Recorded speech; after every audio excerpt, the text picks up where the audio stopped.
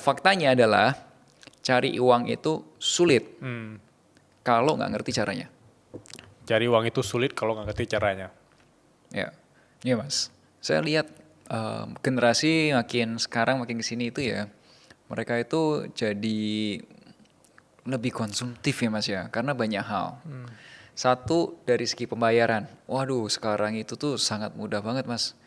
Zaman dulu ya, kalau di usia saya 20-an, ketika mau beli makanan atau mau beli apapun, itu tuh harus tarik tunai atau pakai enggak atau kalau enggak pakai debit. Pol-polnya kredit card. Udah itu, opsinya 3. Sekarang kita nggak usah tuh keluar rumah bawa dompet, yang penting bawa handphone. Ya. Ya kan, pakai kris, kemudian atau sekarang teman-teman mungkin Gen Z lebih suka pakai pay later. Meskipun saya pribadi kurang relate dengan pay later ya. Maksudnya kurang relate karena saya tidak menggunakan pay later. Saya lebih pakai kartu kredit. Tapi teman-teman Gen Z tuh pakainya kris, pakainya pay later gitu ya. Atau mungkin juga dompet digital, wallet gitu ya. Nah, itu satu, dipermudah pembayarannya. Yang kedua, kebutuhannya di-create. Ini yang bahaya. Kebutuhan di-create.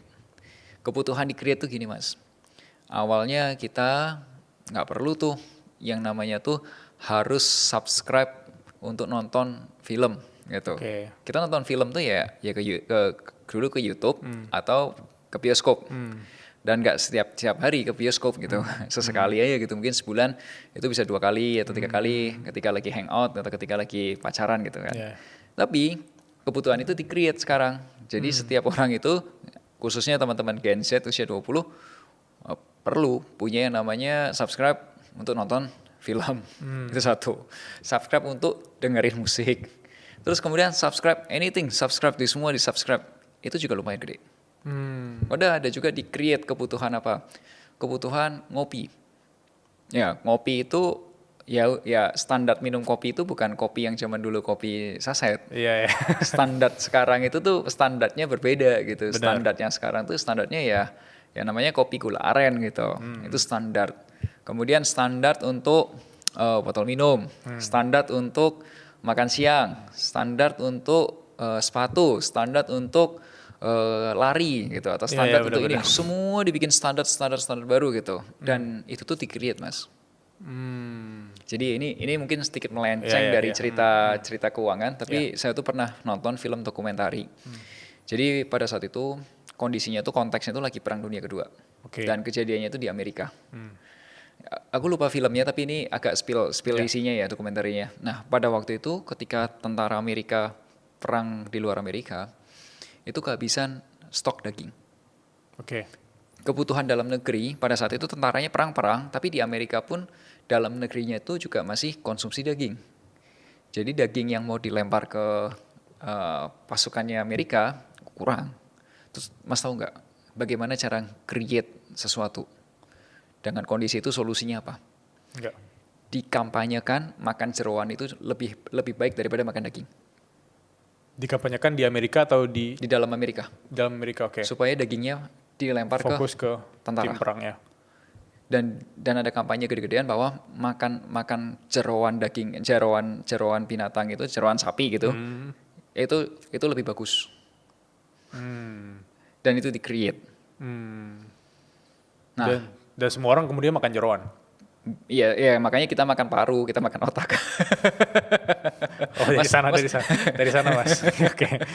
Mas pernah makan paru kan? Pernah. Nah, oleh sebab itu kita makan kayak gitu. Nah, tapi itu di-create Mas. Ya, segala sesuatunya itu create gitu. Nah, kebutuhan itu di-create juga. Nah, kamu mau beli nggak dengan apa jargon dengan kampanye seperti itu, kebeli nggak? Kalau kamu kebeli ya kamu akan ikut permainan itu.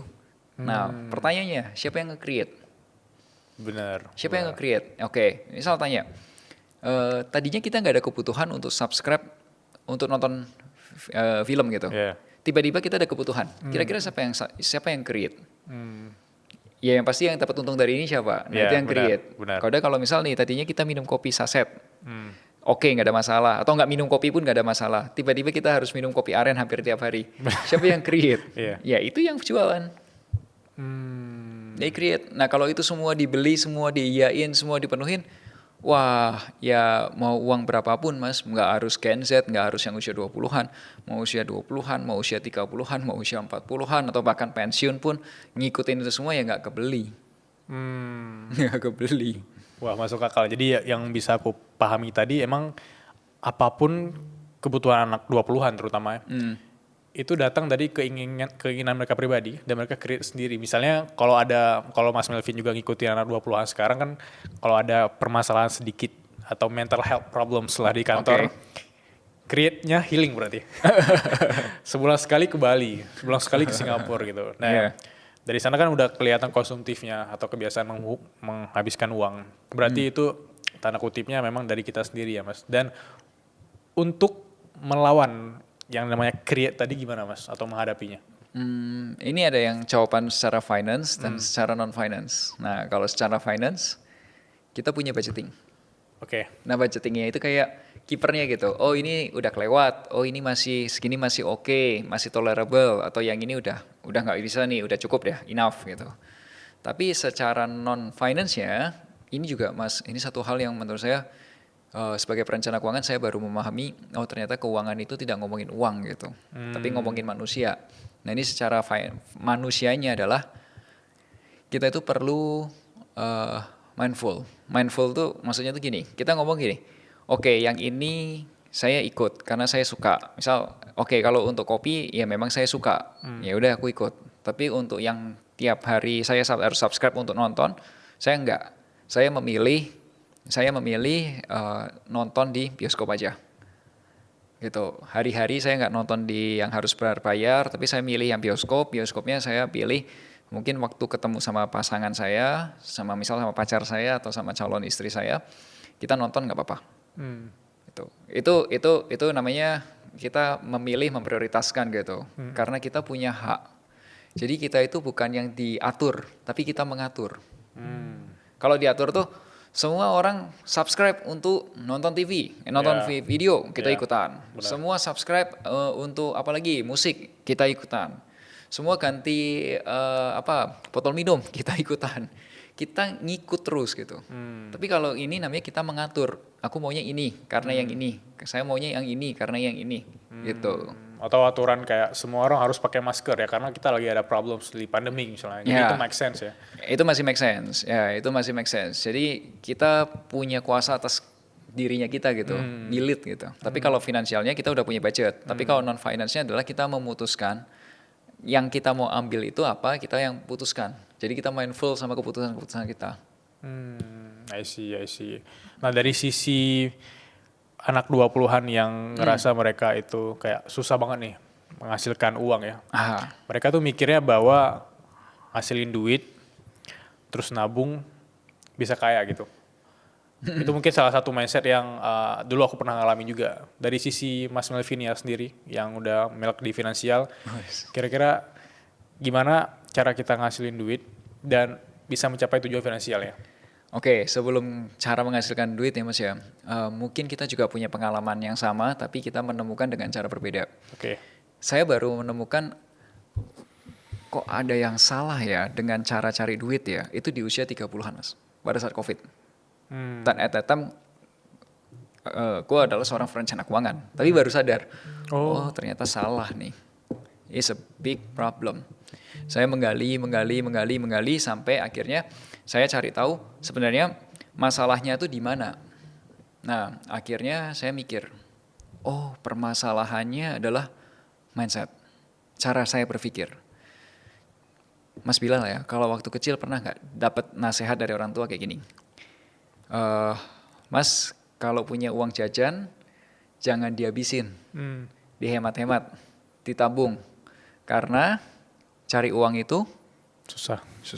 Pernah dapat nasihat itu nggak? Iya pernah. Dan lingkungannya juga nggak cuma orang tua gitu loh. Ya, dan itu diulang kan? Benar. Dari SD, SMP, SMA diulang terus. Nah, ketika itu diulang, itu nggak tahu itu statement itu benar atau salah, nggak ada yang tahu.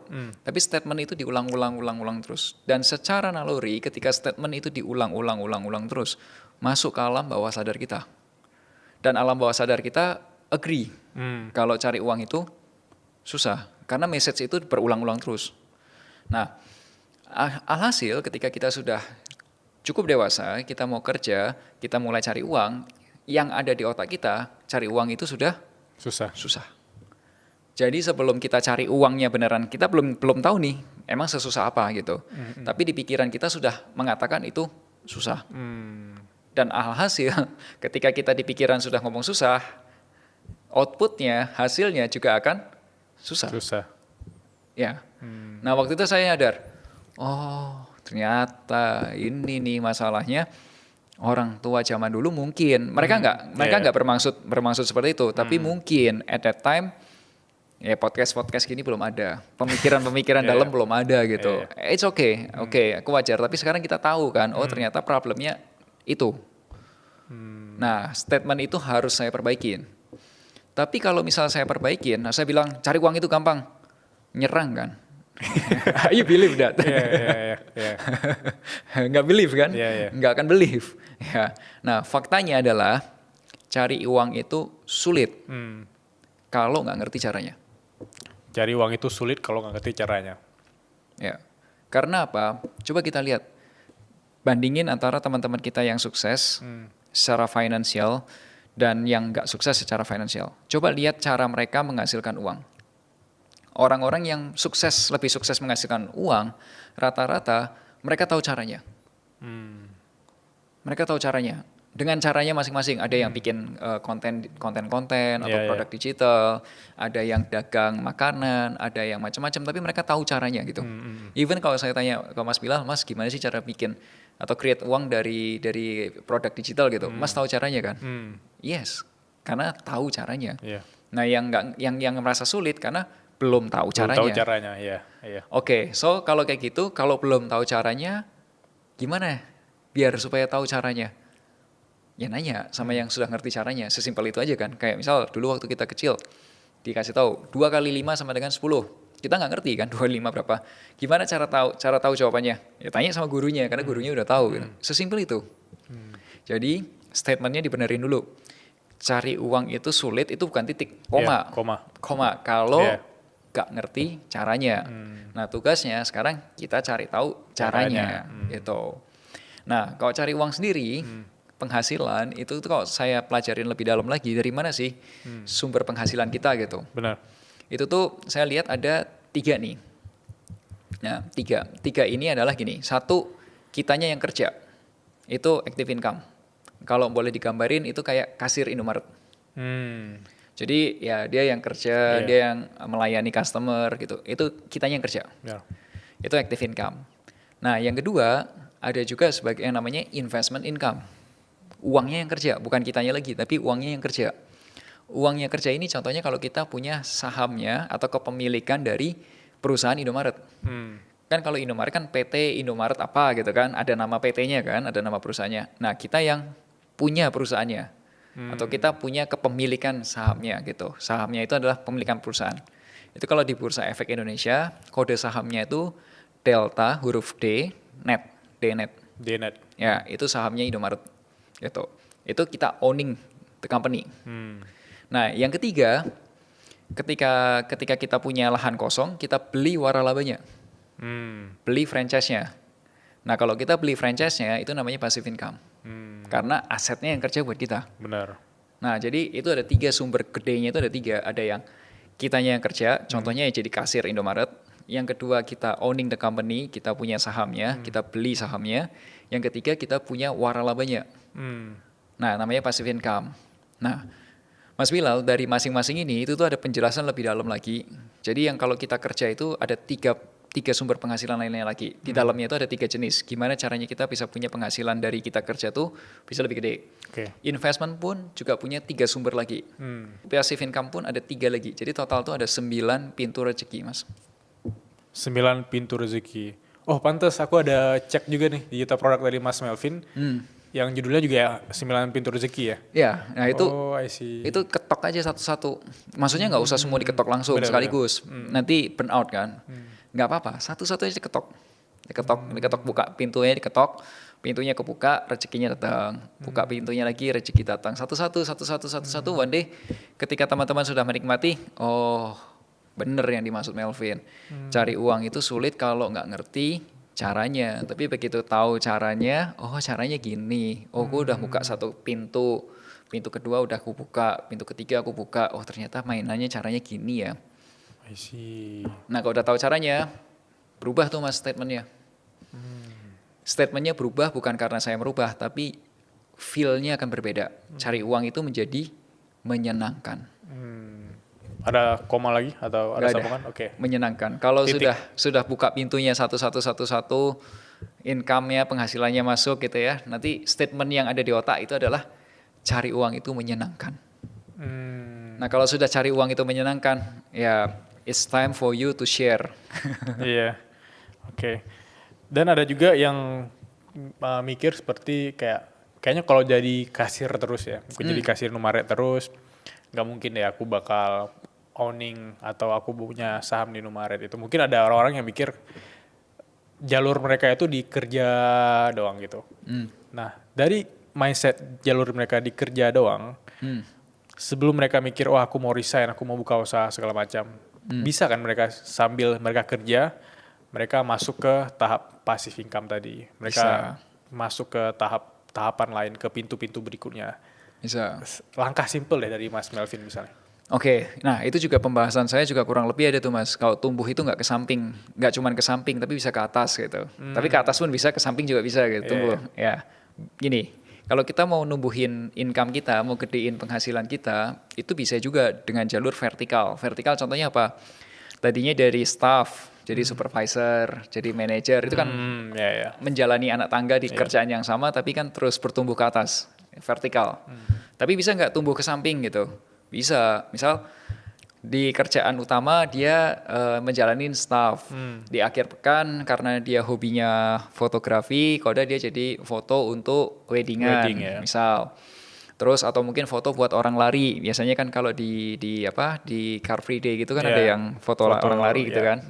Nah, kemudian dari uang itu kemudian dia beli investasi, katakanlah mulai investasi saham. Karena investasi saham itu bisa starting di bawah 1 juta rupiah gitu. Dia mulai ngumpulin gitu. Nah begitu uangnya dikumpulin, katakanlah dia ikut atau datang ke pameran waralaba. Di Jakarta tuh ada banyak mas pameran waralaba. Bahkan setauku di akhir minggu ini pun ada.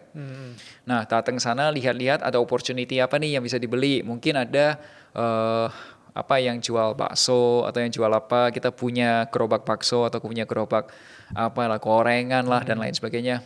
Nah itu tumbuh ke samping tuh mas, pintunya mulai dibukain tuh kanan, gitu. Dan dari tumbuh ke samping nggak menutup kemungkinan itu bakal jadi pintu utama. Bisa. Iya kan? Yeah. Karena banyak orang kemudian resign ketika mereka udah ketemu nih pintu utama, mereka udah tahu nih cara ngasilin duit seperti apa. Mereka udah dapat menyenangkannya kayak menyenangkannya itu. Iya. Oke. Tapi juga anak-anak 20-an kan mikir nih, aku kalau mau dapat income banyak aku harus beli aset nih karena income follow aset kan. Iya. Nah, mereka tuh udah mulai beli aset nih.